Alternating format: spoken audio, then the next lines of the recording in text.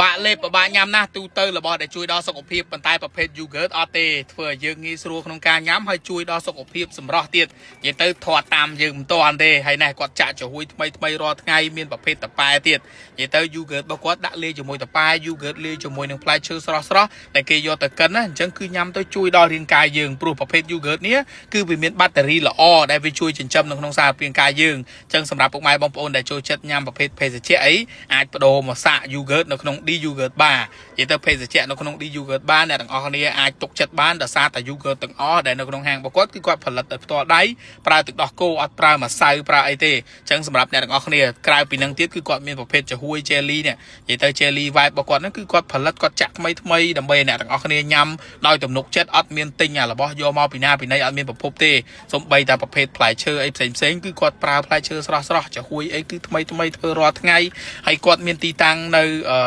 កោះនរាមាននៅព្រែកថ្នោតមាននៅ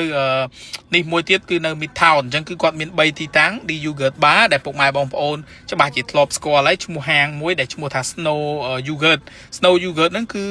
តែមួយនឹងឯងគឺគាត់ប្របែកនិយាយទៅគឺគាត់រក្សា DNA របស់ Snow yogurt នឹងឯងដើម្បីបង្កើតជា D yogurt bar ដែលបទពិសោធន៍របស់គាត់ដែលក្នុងការធ្វើទឹកដោះគោជូរហ្នឹងគឺគាត់ធ្វើ17ឆ្នាំហើយអញ្ចឹងគឺយូរមែនតើអ្នកជំនាញហើយអញ្ចឹងគឺគាត់មកផលិត yogurt នេះគឺអ្នកទាំងអស់គ្នាញ៉ាំដោយទំនុកចិត្តដូចឃើញអញ្ចឹងគឺគាត់ផលិតឲ្យមើលឲ្យដឹងថាតើគាត់ប្រើអីគេខ្លះគឺពួកខ្ញុំបានឃើញហើយអញ្ចឹងពួកខ្ញុំញ៉ាំ yogurt នៅកន្លែងគាត់គឺទុកចិត្តហើយទី1ទី2ទៀតនោះគឺ yogurt គឺវាល្អណាស់ yogurt តាមការ research internet មកគឺវាជួយច្រើនជួយតាំងពីថ្មិញជួយតាំងពីឆ្អឹង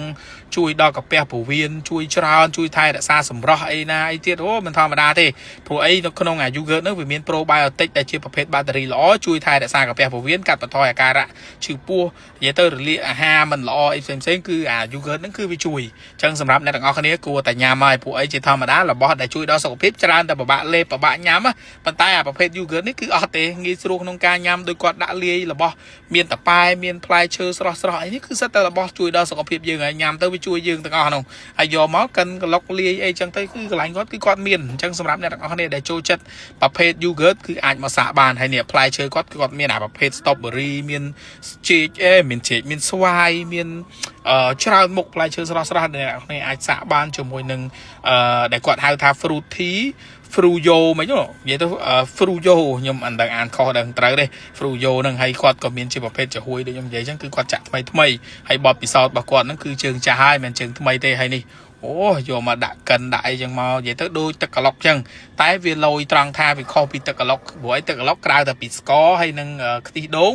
វាអត់មានអីជួយយើងទៀតទេវាមានតែប្រភេទផ្លែឈើអីហ្នឹងប៉ុន្តែអាប្រភេទ yogurt នេះគឺវាជួយយើង yogurt វាមានចំណុចពិសេសរបស់វាហើយថែមផ្លែឈើទៀតវាកាន់តែជួយយើងអញ្ចឹងយើងញ៉ាំ yogurt យើងញ៉ាំរាល់ថ្ងៃគឺអត់បញ្ហាអីទេគឺជួយដល់សុខភាពយើងមែនតើអញ្ចឹងសម្រាប់អ្នកទាំងអស់គ្នាដែលចូលចិត្តរបស់អញ្ចឹងអីបារម្ភរឿងថាខ្លាច់ធាត់តាមតនអីអត់អីទេញ៉ាំ yogurt នេះគឺល្អសម្រាប់យើងអញ្ចឹងយើងអាចមកព្រឹកអីបើថាចង់កិច្ចបាយអីអាចមកសាកប្រភេទ yogurt នេះជំនួសបាយពេលព្រឹកអីក៏បានដែរអាចយកមកសាកបានព្រោះអីនៅកន្លែងគាត់គឺមានជម្រើសរសជាតិផ្លែឈើច្រើនជម្រើសឲ្យយើងសាកអញ្ចឹងពីខ្ញុំទៅនេះគឺជាហាងមួយដែលអ្នកទាំងអស់គ្នាអាចភ្លក់បានហើយគាត់ក៏មានជាប្រភេទ yogurt កំប៉ុងនេះដែរតែញ៉ាំទៅគឺសិតតែល្អជួយយើងបានច្រើនណាស់បើអ្នកទាំងអស់គ្នាមិនចង់មានជាតិផ្អែមអីផ្សេងទៀតញ៉ាំអាកំប៉ុងហ្នឹងហ្មងបាយ